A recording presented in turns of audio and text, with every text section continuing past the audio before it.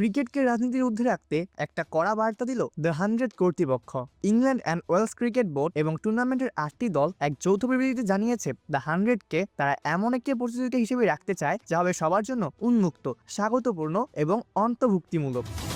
বিবৃতিতে বলা হয় দ্য 100 শুরু থেকেই নতুন দর্শক টানা এবং ক্রিকেটকে আরও বড় পরিসরে ছড়িয়ে দেওয়ার লক্ষ্য নিয়ে তৈরি করা হয়েছিল।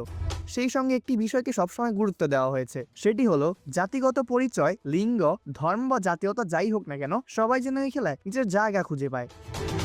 দি 100 কর্তৃপক্ষ স্পষ্ট করে জানিয়েছে টুর্নামেন্ট পরিচালনাকারী সংস্থা হিসেবে England and Wales cricket board অর্থাৎ ইসিবি কোনো ধরনের বৈষম্যের জায়গা দেখতে যাচ্ছে না। এই ধরনের আচরণ ঠেকাতে তাদের কঠোর নীতিমালাও রয়েছে। বিশেষ করে খেলোয়াড় বাছাইয়ের ক্ষেত্রে জাতীয়তার ভিত্তিতে কাউকে বাদ দেওয়ার সুযোগ নেই বলেও জোর দেওয়া হয়েছে। দ্য 100-এর 8টি ফ্রাঞ্চাইজিও একই অবস্থান পূর্ণ ব্যক্ত করেছে। দলগুলোর ভাষ্য, খেলোয়াড় নির্বাচনের একমাত্র ভিত্তি হবে পারফরমেন্স, প্রাপ্যতা এবং দলের প্রয়োজন। এর বাইরে অন্য কোনো বিষয় বিবেচনায় আনা হবে না। ক্রিকেটকে বিশ্বের সবচেয়ে অন্তর্ভুক্তিমূলক খেলাগুলোর একটি বানানোর যে বৃহত্তর পরিকল্পনা, এই সিদ্ধান্ত তারই অংশ বলে মনে করছে ইংল্যান্ড ক্রিকেট বোর্ড। তারা বলছে লক্ষ্য হল নতুন সুযোগ তৈরি করা, বাধা ভাঙ্গা এবং ভিন্ন ভিন্ন পটভূমি থেকে আসা খেলোয়াড়দের জন্য সমান পথ খুলে দেওয়া। শেষ পর্যন্ত বার্তাটা পরিষ্কার, দ্য 100-ই বিশ্বের সেরা প্রতিবাদে দেখতে চায় আয়োজকরা, আর সেই লক্ষ্যে টুর্নামেন্টে অন্তর্ভুক্তিমূলক মানদণ্ডে একটি উদাহরণ হিসেবে গড়ে তুলতে কাজ চালিয়ে যাওয়ার অঙ্গীকার করেছে তারা।